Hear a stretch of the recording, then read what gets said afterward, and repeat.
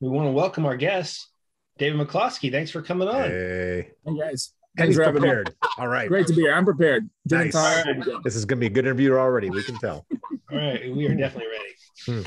Well, David, your debut novel, Damascus Station, has been widely praised from everyone to General David Petraeus and Leon Panetta to journalists like David Ignatius, as well as fellow authors. Well, David's an author as well, but as well as favorite fellow authors like Alma Katsu and Jack Carr.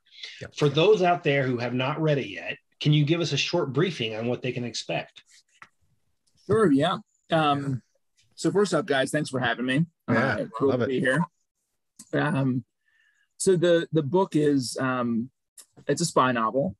It is set in the kind of early years of the Syrian civil war. So think of, 2011, 2012, 2013, first few years. Although I'm not specific in the book and kind of don't stick to chronology. It is about a C.I.A. case officer named Sam Joseph and his Syrian recruit Mariam, who break one of the very kind of cardinal rules of the trade and fall into this forbidden relationship. They go into Damascus to hunt down the killer of another C.I.A. case officer, and in the course of that kind of process, come into conflict and tension and passion about their own relationship, and really come face to face with a pretty brutal pair of Syrian brothers who are guarding this very kind of dark secret at the heart of the Syrian regime. So it's really a book about obviously espionage, but I also think it's a book about love, and hopefully, what it means to be human in the middle of a very inhuman conflict. So that's kind of the book in a nutshell. Yep. Awesome. Well, Damascus Station, in my opinion, is a towering achievement for a debut novel. I mean, it's for sure. Really a hell of a entry into the industry. Frankly, I was annoyed at myself for taking so long to get around to it, to be honest. But one of the things that struck me is how much of an emotional impact you baked into the story. And when you were an analyst, I suppose one of the job requirements was providing dispassionate, sober analysis. Yeah. As a fiction writer, your objectives are different. Was making this transition a difficult process, or had those emotions sort of been simmering beneath the surface in your former job? I think it was probably both of those things, to be honest. I mean, you're right that the kind of writing that you're doing at the CIA and the kind of writing that I was doing as a consultant afterward, it's analytic, it's just passionate, it's not emotional at all. It's the opposite of it, right? And sort of by design. And so it was definitely, and I don't have any creative writing background. I've never taken a creative writing class. I'd never studied it. I just had always wanted to give it a try. And so I think that transition was, it was a very different craft, right? In a lot of ways. Yeah. And so that was a jump. But the second thing, that you mentioned is real too, which was, I worked on Syria at the CIA and I lived there, and I had a lot of, I think probably under the surface emotion, or maybe even not under the surface, just real emotion about the war and what that was like for people who lived there. And I think a lot of the book came out of a desire to process that and to kind of work through it after I left the CIA. And so, the first draft of this book, which was terrible, was written, like legitimately, it was awful. I still have a printout of it in my closet that keep yourself I look at sometimes if, I want to make sure I bring my self-esteem down a notch, because it was really bad. But the whole thing came out of this desire to kind of work through some aspects of the conflict and how I had experienced it and how others had experienced it. And so it was really, a lot of the characters were born out of that. I literally just sat down for a summer, and it was the summer of 2014. And for a whole bunch of reasons, I was in between jobs and I was just leaving the agency and I had time. And so I spent 8 hours a day writing. And it was kind of an experience for me, to be honest. Like I wanted to see what it felt like and would I enjoy writing, what would come out. I didn't really know. And I just sat down and wrote every day, and I did character sketches, and I did, stories that I had heard or things I had experienced. it was really kind of almost a journal of of a lot of the war in my time working at the CIA. Yeah. And there was no plot, and it was, like I said, really bad. But the book, I think the emotional, the emotional guts of the book came out of that experience. Then it got put aside, and I came back to it later. And it did important things like actually give it structure and some kind of plot. But it was really a desire, I think, to work through a lot of what I'd seen and experienced when I was at the CIA. So quick follow-up. Do you keep that original copy in your closet to humble you, or does your wife, Abby, keep that original copy in your closet to humble you? No, I keep it there. So I have like a stack in my closet of all of the terrible, I've got that draft of the book, which is awful. I've got the first draft of what became Damascus Station, like 5 years later, which is also bad. I have the first 200 pages of the book, which my editor, at the time, he hadn't bought the book, but he like marked a whole bunch of stuff up and literally mailed me the first 200 pages of the book with comments in the margins that like I couldn't even say out loud in polite company about things that didn't work for him, that he hated. So I keep all that stuff because I really I love to write, and it gives me a ton of energy, but I don't know, I'm pretty cognizant that I'm relatively new to the craft, right? I haven't been doing it for that long. And so I feel like it's really helpful to be able to go back and look at comments that I've received, or like kind of figure out, what worked and what didn't on what I'd done before, and retain that stuff, because I am trying to get better at it every day. Yeah. Well, I can imagine you were running into this. So my background is medicine. And so when I'm writing fiction based on that particular subject matter, it's really easy for me to think that my knowledge is common knowledge, or even when I try to suppress some of it down to a level of somebody who's not involved in that, sometimes I'm still kind of shooting over their heads. Where did you find yourself writing this debut in terms of the balance between information for authenticity without overwhelming the audience to where they even stop turning the pages? Yeah.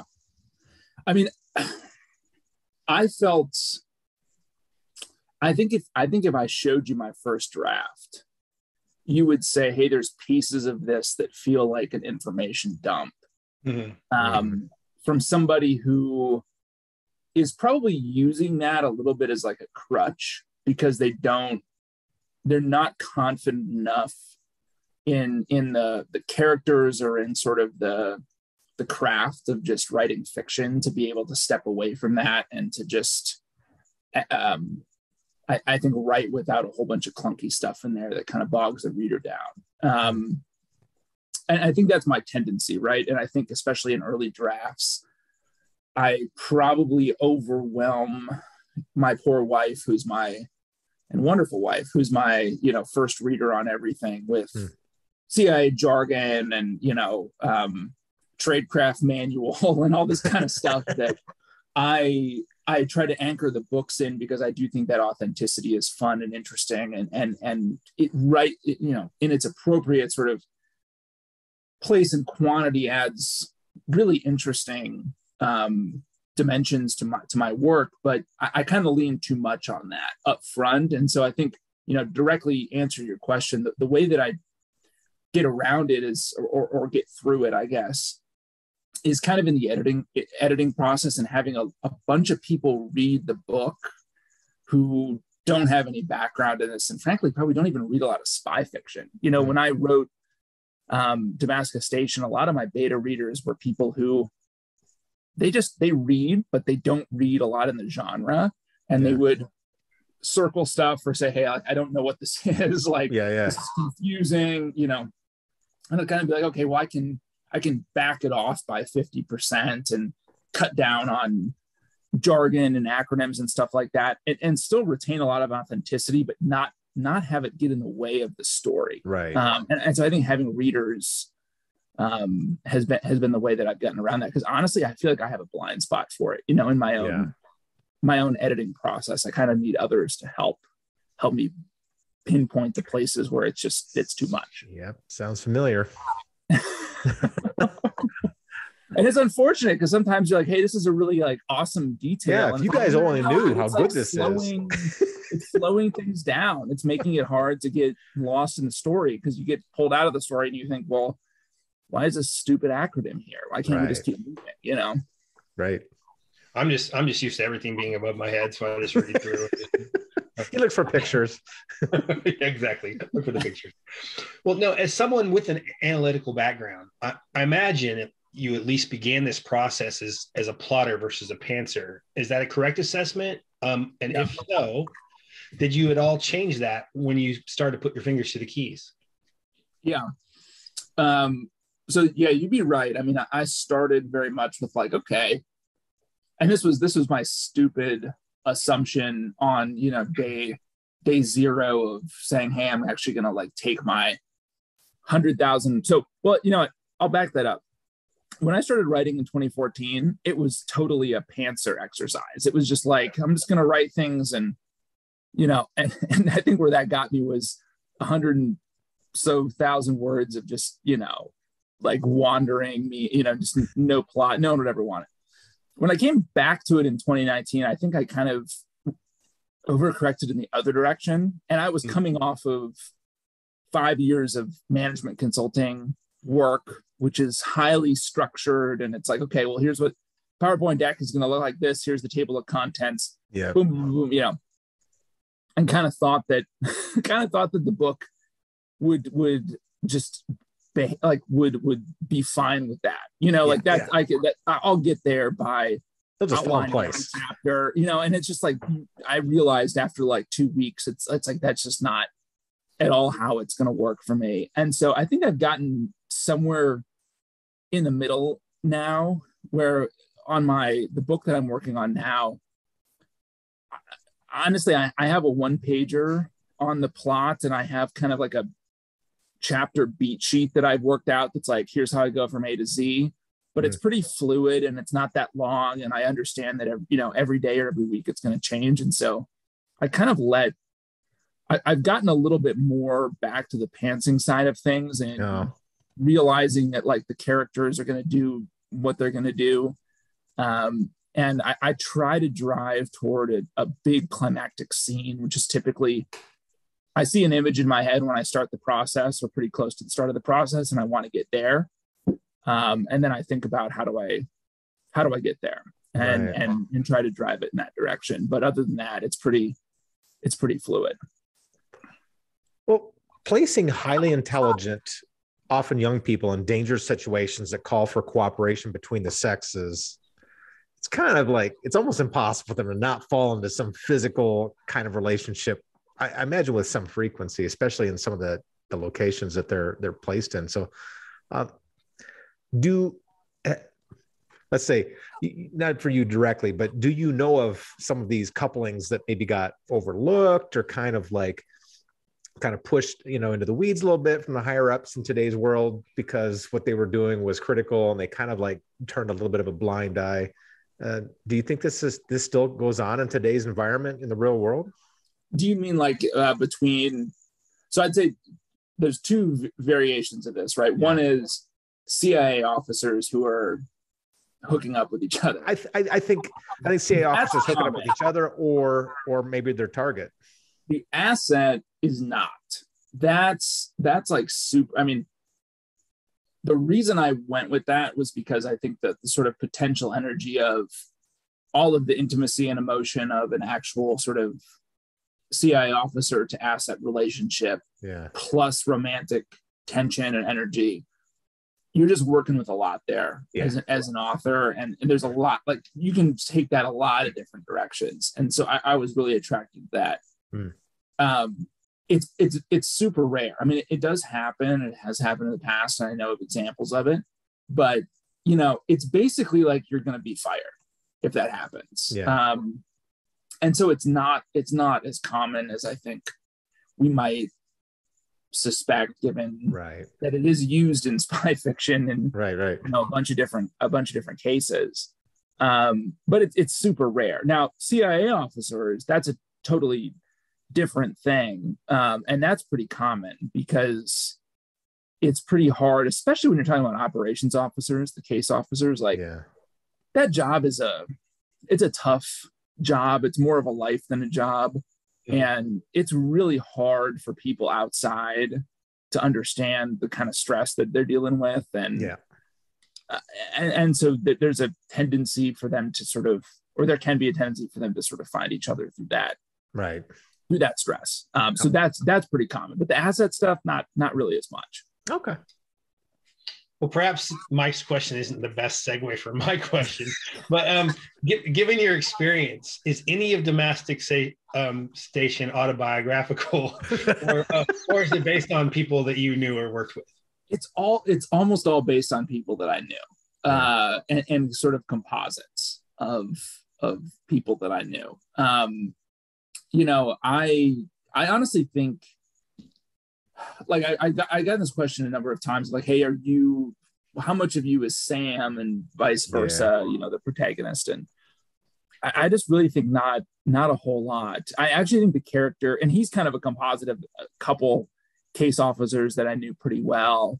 The Syrians are composites of Syrians that I analyzed or knew, you know, so it's more of that. I think the character that I felt like was probably some version of my alter ego was the chief of station in Damascus, Proctor, who's this extremely, you know, sort of foul mouthed. She's like 5 feet tall with, you know, dark curly hair. I love Proctor. She's a great character. Never sweats. When I was really weird dresser, weird food choices, you know, can handle a tremendous amount of liquor without being affected. And when I was writing her, I mean, I don't think I'm her, but I think she's a little bit of my alter ego of like completely, you know, removed from filters, societal morals and filters. Yeah. Like, you know, there's probably a little bit of Proctor in all of us, and certainly in me. So she's the character that's probably closest to my heart. But the others are all sort of mixtures of agency people that I knew. Will there be anybody that calls you up and says, "Damn it"? You know, like a little too close to home. You know, I think it's possible. I mean, I thought that when I was writing it, there were a couple characters where I'm like, you know, this is like really pretty close to somebody that I worked with. I haven't gotten those calls, and I've kind of been treating that like a very highly classified state secret as to like who the composites actually are drawn from. We'll wait for the Netflix series come out. Wait for the series. But I have not been found out by former colleagues yet. All right. I've like blended the composites enough that they can't, like, it's not 1-to-1. You know, well, you're still breathing, so there's evidence. And I'm still alive. Exactly. Some of the people I crossed, like I'm genuinely terrified of. So I think it's okay. I'm in the clear now. It's been like 5 months. I have children, damn it.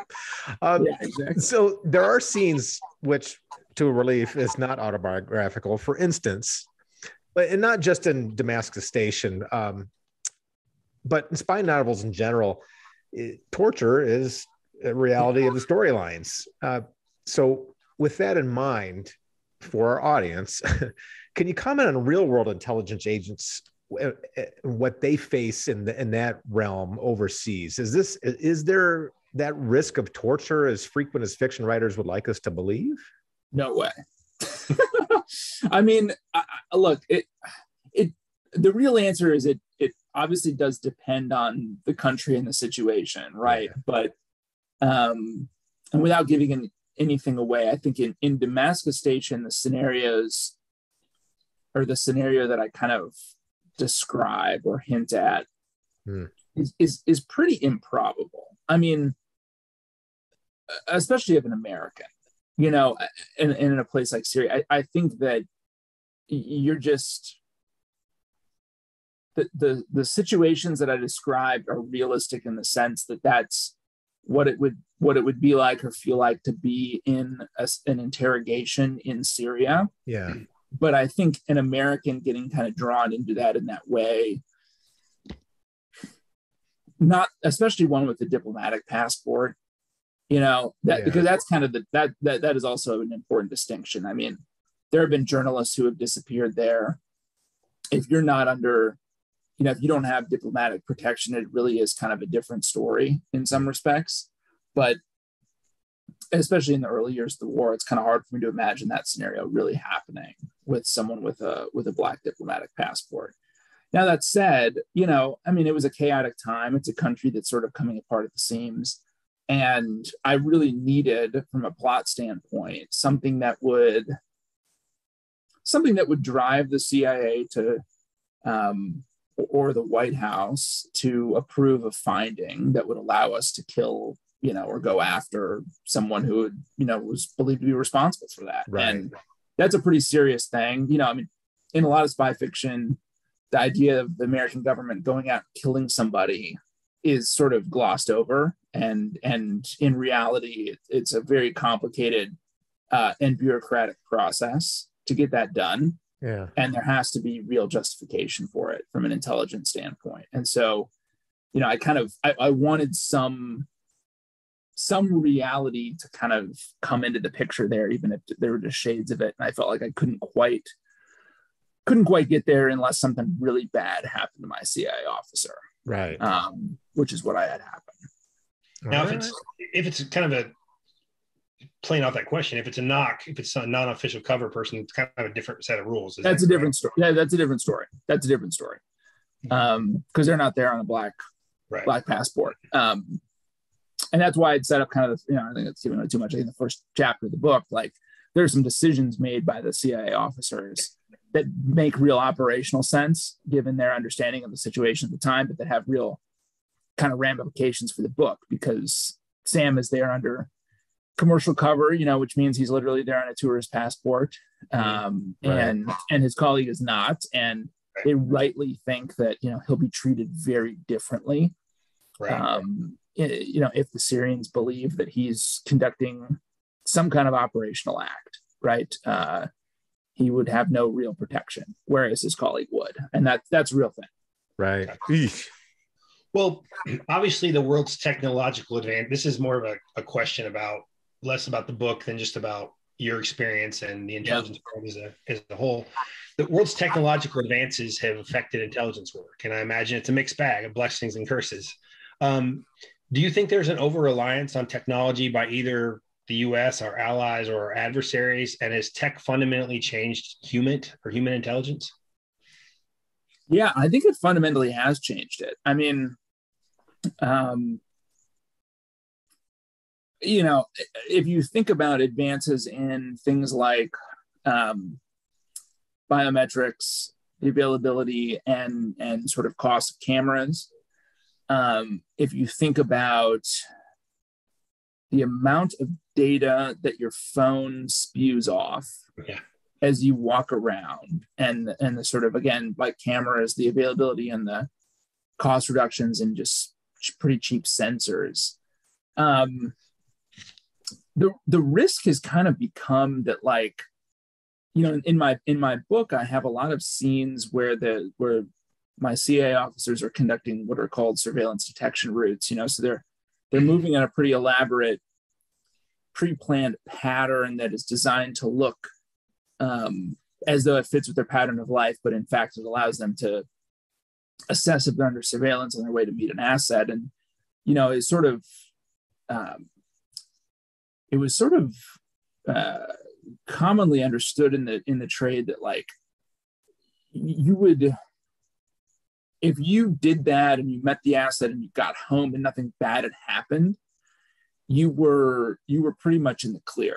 That the surveillance teams that might be watching you, it's going to be happening more or less in real time. And if you have, if you get there, you have the meeting and you get home, like you've executed the operational act effectively. And now the problem is that there's so much data that's available and out there, and it's not being deleted, that a hostile service could sort of pull threads post facto to understand if you're in the same position as somebody, or at the same location, or on the same route as somebody that you shouldn't be, And so it really has fundamentally changed the game.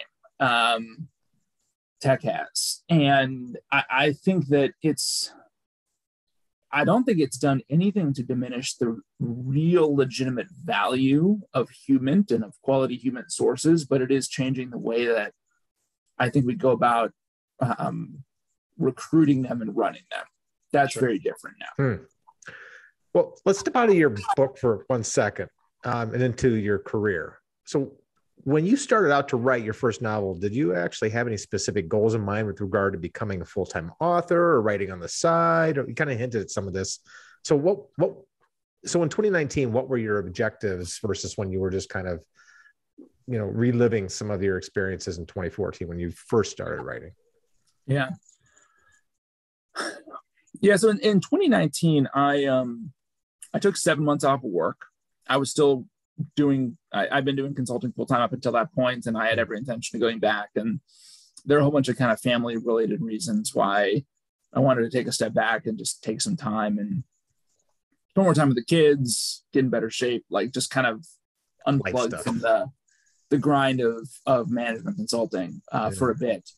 And I knew pretty quickly that I would need some kind of project in that time to kind of keep me structured and intellectually engaged. And I had that horrible manuscript sitting on the shelf that I was like, well, okay, let me see if over the course of 6-7 months I can take this from bad manuscript to something that I could actually like try to get published. And I think when I started, I thought that I would actually be able to just take pieces of that, take it off the shelf and like make it better, make it 20% better. And it quickly became apparent that I'd have to throw it away and just start over.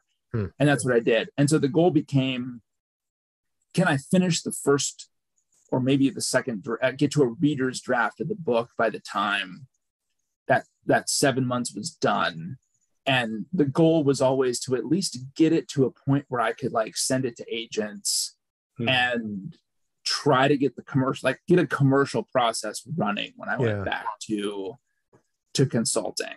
And I thought, look, if I get into this and it's a couple months in and it's like, hey, I'm not enjoying it and I don't feel like there's flow around it, well, then I'll just whatever. I'll just back off and enjoy the rest of my time and go back to work. But I realized pretty quickly that I really loved to sit down and write. And I kind of knew this from the time in 2014, but it was like, oh man, I love this. Like I can sit down and it'll be 8 to 4 and it just feels like there's no time has passed. It's just, I'm just totally in the flow. And I loved it. And so it kind of became, I think, a more obsessive process over time to try to figure out if, hey, would someone pay me for this? I actually get money for doing this, because that would be pretty cool. And so I've really kind of been on that journey ever since to try to figure out how to make that work. Well, there's a huge buzz going on with your book now, and with Sean and I reading it, it's obvious why. And some of this early success, and we'll talk about a couple of things that are coming up for you that are kind of a big deal. Has this changed your mindset in terms of where you want to take this? I mean, this at first it maybe was like, let's see if it works, and now you're like, ooh, now what do I do? Because it looks like it's really working. Yeah, I mean, I'll tell you though, it's anyone who goes into writing fiction to make money has got to be totally insane. It's just not. That's so true. So true. I don't know. I mean, maybe I'm speaking a little bit out of school here on the industry. It's not like it's pretty. It is very hard, I think, to get the numbers to work. Sure, you got to be top 3, top 5. I mean, that's really, yeah. I mean, it's probably like any other creative sort of endeavor where like you've got the top 5% of people who are making 95% of the money. I've come to the conclusion that at McKinsey, the consulting firm I was at, there's always the 80-20 rule of, so you think in fiction, is it the top 20% of people making 80% of the money? I think it's more skewed, I think so too. I really do. I mean, I think there's a whole bunch of people, just out there writing because they enjoy it and they're just making nothing. And there's another big crew of people who are probably just barely scraping by. Yep. It's tough business. And so I think I'm still trying to figure out what it could look like to do this full time. I mean, basically where I'm at right now is I knew I left the consulting job last summer because I knew two things. One is I knew I wouldn't be able to write another book doing that full time. It was too crazy of a lifestyle to get that, to really be able to focus creatively on another book. And two, and maybe more importantly, like I would not have been able to promote Damascus Station the way that I wanted to if I had stayed in that job. And so I left and thought, okay, I am going to get another book done. I'm going to promote the hell out of Damascus Station. Yeah. And I'm going to see where I am around the summer and then kind of go from there. But I'm definitely trying to make this work. But seeing that it's just, it's a tough business. And even if you're doing, I feel like the book has been well received, and like, I'm trying to get it out there as much as possible, but it's just, it's a tough business. That's the reality. It is, and it's random in many ways. I mean, it's what makes one book a smash hit, another one a moderate hit, another one a failure is not. In fact, I would say it's not only is it not always the writing, it's not usually the writing. Yeah. Something else. Yeah. It's these weird factors. And we see it from a kind of a unique perspective on the show, because we've had some books that we've read that we're like, how is this not the book of the year? How is this not the book everybody has on their shelves?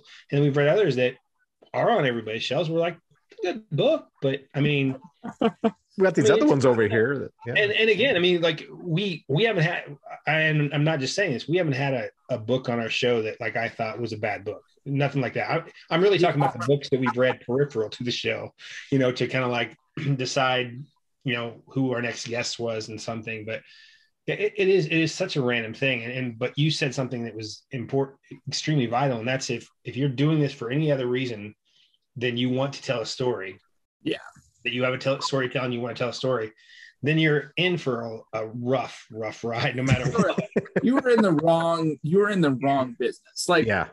I mean, I have a lot of conversations with former agency folks who are writing. A lot of people have really interesting stories to tell, and I mean, every single one of these conversations I have, I say, look, like at the end of the day, you have to really love writing. Like that has to. The motivating factor has got to be the inputs and not the outputs. If it's the outputs, you are going to be just toasted, by this business. And like, unless you get super lucky, you're in the top 1%, whatever it is. Like, you've got to love sitting down every day. You got to wake up and say, I'm super excited to put, 2,500 words down on paper today, even if they suck, because I'm just going to enjoy doing it, or, whatever, or you're going to torture yourself because you just feel like this is the way you're wired and there's no other way.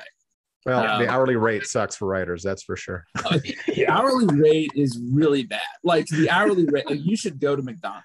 You really should. Home Depot looks pretty good. Yeah.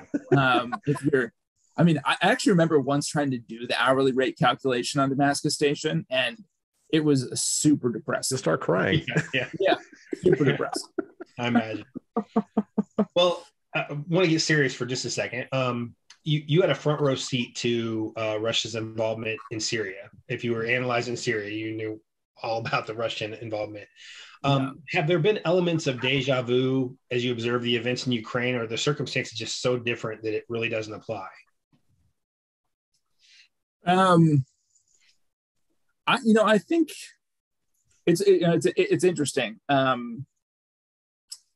For a long time after I left the agency and before I started writing Damascus Station, I was pretty unplugged from what was going on, honestly, in Syria. And in the wider world. I was doing a lot of consulting work on like logistics and e-commerce fulfillment and stuff like that. It was just kind of like, I just didn't pay a lot of attention to it. When I came back to Damascus Station, I started to pay a lot more attention to it.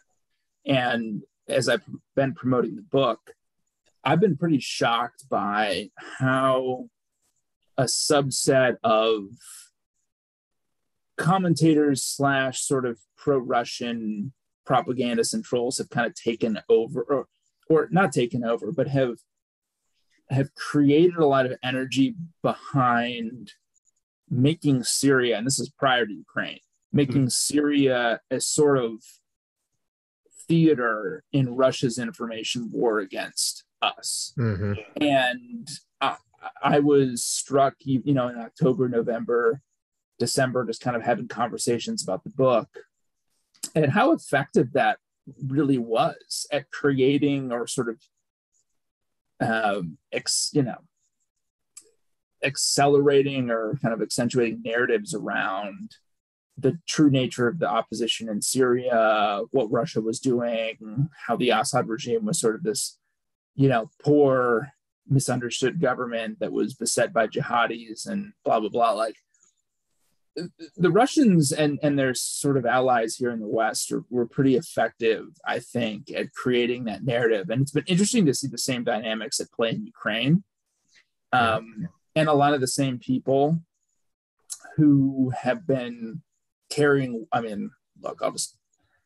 water for Putin over Syria have been doing the same thing in Ukraine, right? And so I've read a lot on Russia over the past year because the book I'm working on now is Russia focused, but I'm not in any way an expert on it, so I wouldn't be able to sort of pontificate on Ukraine or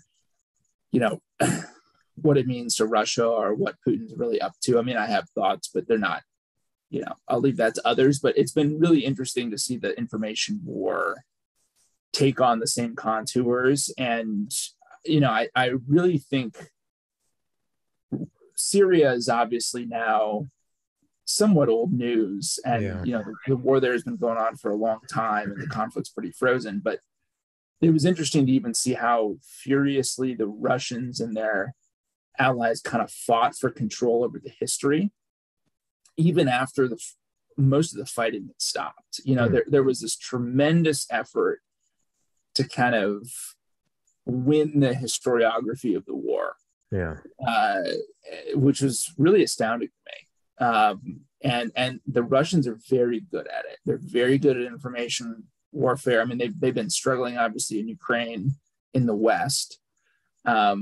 But in Syria, they were damn good, and they had a whole bunch of people here who were able to create a narrative where Syrian aid workers were jihadis, and the whole opposition was always Al Qaeda, and you just kind of it's easier to kind of push things out and say, okay, well, the Russians were probably justified in what they did, which was straight up leveling cities and indiscriminate bombing of civilians, and all this kind of horrible stuff. So.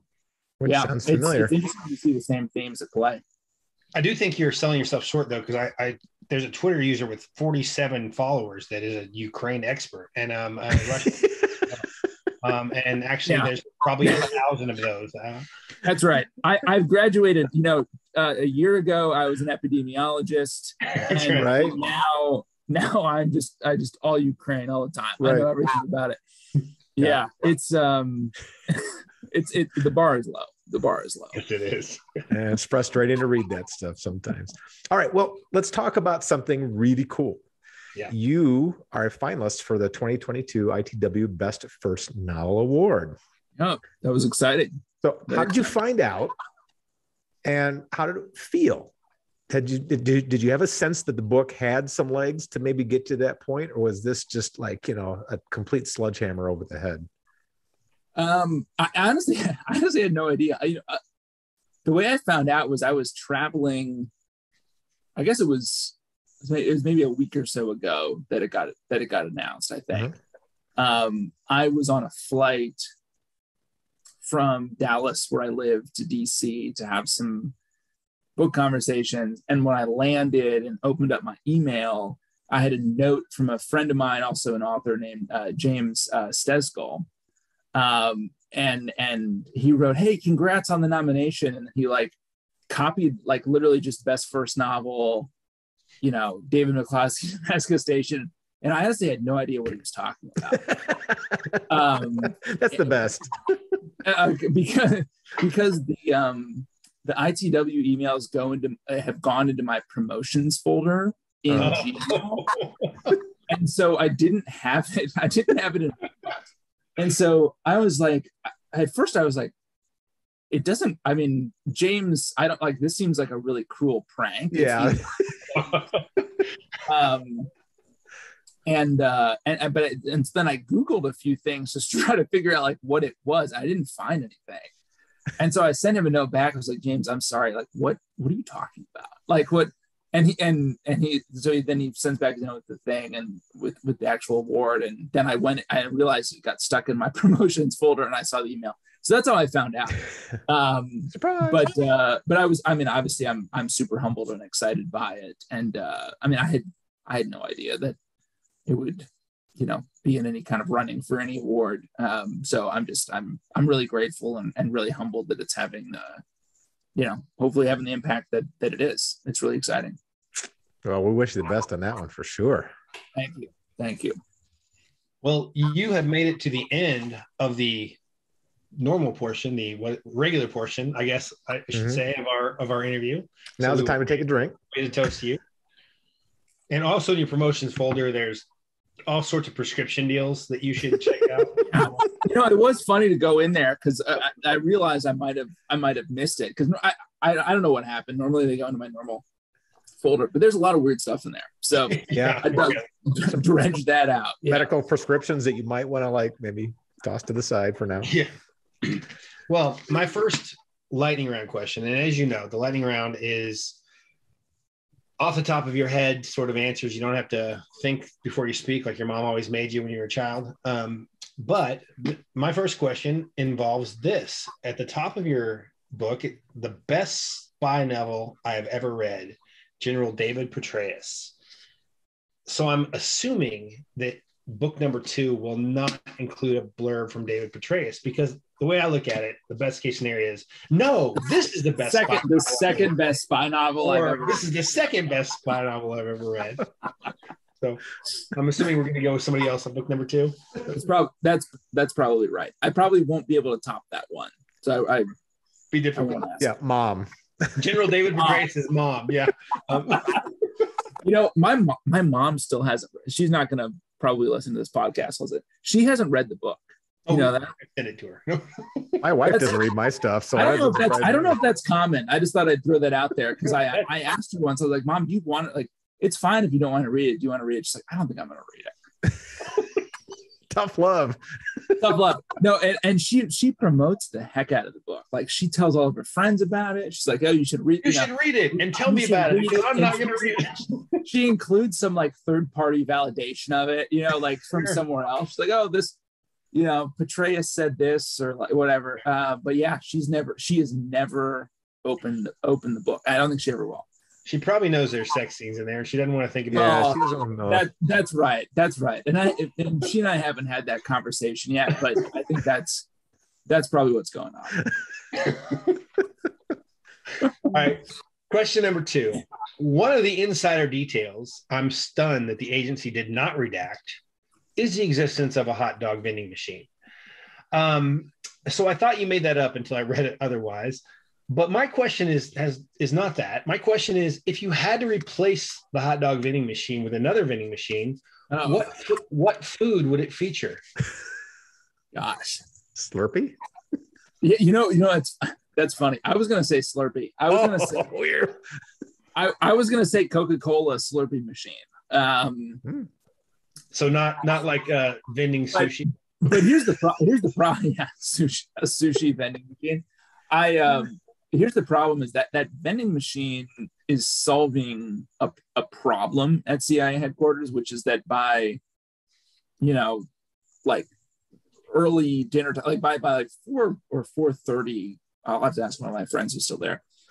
All of the cafeteria is closed. Oh. And so if you're there and you're writing, so when I was an analyst, a lot of the work that could go really late is if you're writing a PDB for the president's daily brief, it's running the next morning. It sounds like a really cool experience, and it kind of is for a few hours during the day, but then you go through 9 rounds of edits and it's not fun. And at the end, you're just like, why don't you just either kill me or send me home because I don't want to do this anymore. But if you showed up at 8 that morning and thought you were going to be able to leave at a normal time, your boss might have said, "Hey, you're going to write this thing. It's going to go through 9 levels of edit." You might not leave until 1 or 2 in the morning. Yeah. And so you've shown up without food. And so you're needing to get some food. So the Slurpee machine wouldn't necessarily solve that problem. So you might need some food. I actually probably would just say a normal vending machine would be the answer. That's got like a granola bar in it. Like I just picture like the back of 7-Eleven just like rolling in the back. Yeah, exactly. Those roller way in the back. It looks like it's been there like a hot dog on them or a pizza. You always wonder how long it's been there, but but it's been there for months probably. Okay, my final lightning round question. I want to test your abilities as an analyst here and put you on the spot a little bit. Oh gosh. With all the resources and built-in advantages at their disposal, why do the Dallas Cowboys still suck? Oh, it's a great question. And you know what? In polite Dallas company, I pretend to be a Cowboys fan, but with you guys, I'll drop the charade. My dad grew up in Cleveland. I've been raised on Cleveland sports. Not a good. You know how to pick them, right? Interesting pivot. Yeah. And so I don't pay a lot of attention to the Cowboys, to be honest with you.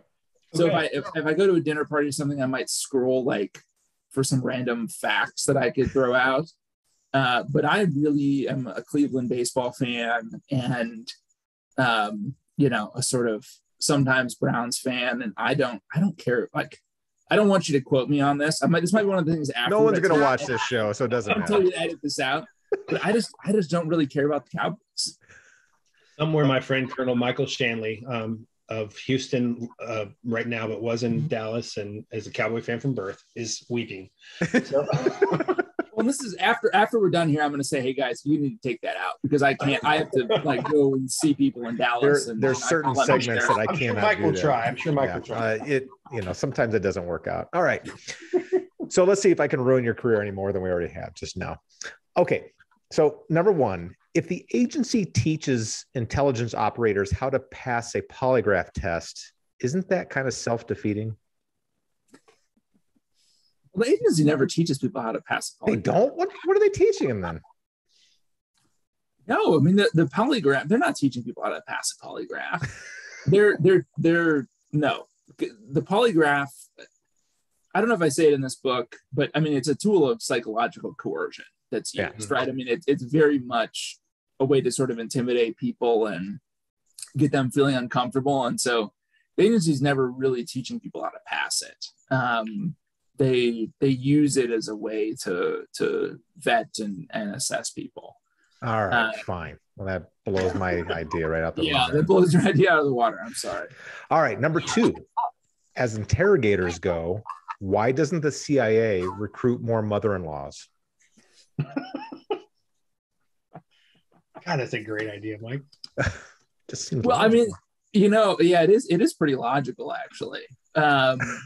And I mean, look, I don't have any real firsthand knowledge of actual interrogation practices or procedures, but I mean, my sense from talking with people who have is that, the best ones are the kind who sort of convince the person that they're talking to that they're both, in their court, but also potentially a horrible enemy, which I think is the mother-in-law approach. I'm sort of with you, seems to me like it's just that just sells itself right there. I'm with you, but I might do terrible things to you later on. Yep. So I think I don't know. I think it's a good strategy. I mean, okay, all right. Although after this video runs and they're vetting his testimony here, I'm sure that will happen. Yeah, I'm definitely gonna lose any remaining clearances I have will be gone. Yeah, that happens a lot. Meanwhile, Mike's going to be offered a job tomorrow. That guy's got some good ideas. I might have to be a recruiter here. Yeah, sweet. I'm more of a scopolamine injection kind of guy. All right. Much has been debated in the recent years on the legalities of interrogation techniques. Where does the CIA stand on subjecting a suspected terrorist to a line at the DMV? Is that too far? That would I'm trying to It is cruel. I mean, it's got to be that's cruel punishment, right? But not unusual. And well, cruel, but yeah, very usual actually. So there's the gray line, right? Yeah. You know what? Honestly, can't you get most of your DMV stuff done online now? I mean, it's got to make an appointment for like 2 weeks out for my kid's permit test. I'm like, who else is going to, like, are we done with COVID, or what is the excuses now? I haven't been to a DMV in years, actually. Me either. But I don't have kids that are driving, so yeah, you're probably that's another fun one for you to wait for. Special version of hell. Yeah. I don't know. They'd probably be pro it though, because I think, you'd rather. I mean, I would just start talking. If you're like, hey, you can say a bunch of stuff about, you can spill a bunch of secrets, you can stand at a DMV line. I'll give you a few things, to get out of it. And your buddies want to hire me. I'm retired already, so I'm good. I got some more ideas. None of them are good, but I got some ideas. We're good. He's got ideas though. And not only that, we're going to give your mother-in-law a job at the DMV and combine the two tortures that Mike is. Exactly. You're going to wait in line next to your mother-in-law for 6 hours at the DMV. You're just going to has questions. She's going to ask you questions. She has questions. And then when you're done, you're going to be told to come back in another week with You didn't bring the right document. Yeah, exactly. You needed something else. David, this is one hell of a book. And my copy is on flight 1423. If anyone on Southwest Airlines yesterday would like to forward that to me, appreciate that. Please tell me, did you really leave it in like a seat back on the airline? I would love to say no, I didn't, but that would not be true. That before. I've done that before. More than once. But anyways, this is a heck of a debut, and we cannot wait for book number 2. We hope you come back and talk to us when that comes out. And we'll try to, of course, the lightning round might ruin that chance, but if not, we'd love to have you back. We're going to sell the hell out of this when we air this week. So we appreciate you coming on. Thanks, guys. Ton of fun. Really appreciate it. Good times, pal. Here's to a long and fruitful writing career, my friend. Cheers. Thank you. Here we go. This is the outro for David McCloskey and Damascus Station. Sean, debladdered and ready to go. Here we go. In 3, 2, and meow. Michael, hell of a time tonight with this wonderful debut book, Damascus Station by David McCloskey. Just really enjoyed the entire conversation, learned a lot, laughed a lot. Typical great crew reviews episode. As always. Everybody buy the book. Folks, you got to read Damascus Station. Very timely and very entertaining, and the guy knows his stuff. It's very obvious. See you next time. Cheers, folks.